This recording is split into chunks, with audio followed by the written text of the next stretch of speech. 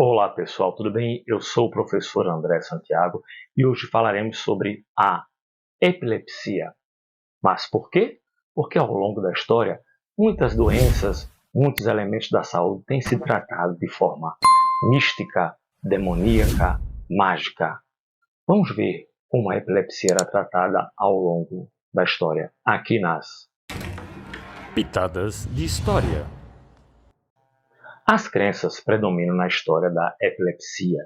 Na antiguidade, era associada a forças sobrenaturais.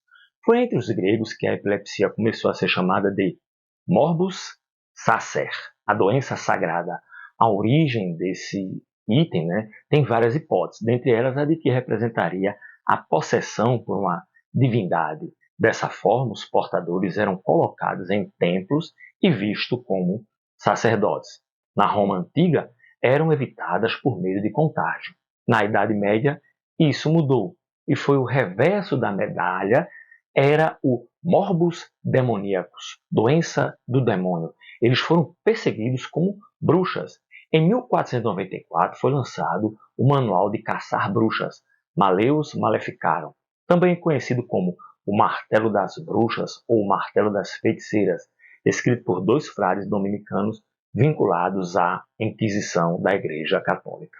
Nesse tratado, a presença de crises epiléticas era uma característica de feitiçaria. A orientação do mencionado tratado levou à perseguição, tortura e morte de mais de 100 mil mulheres. Concluiu-se que várias delas eram pessoas com epilepsia.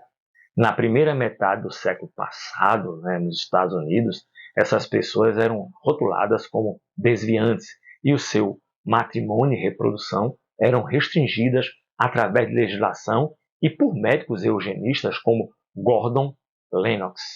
Existem também relatos de conversão religiosa relacionada temporalmente à epilepsia, assim como o acometimento de epilepsia de vários líderes religiosos.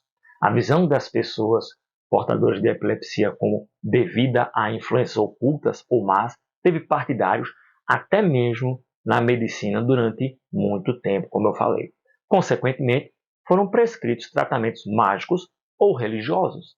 Algumas práticas que persistem até hoje em parte da população leiga, como colocar sal na boca. No Renascimento, houve a tentativa de se ver a epilepsia como uma manifestação de doença física em lugar de uma mais obscura.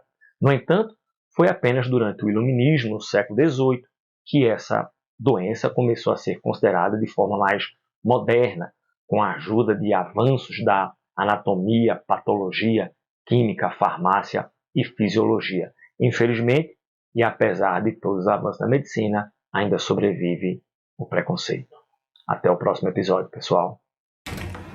Pitadas de História.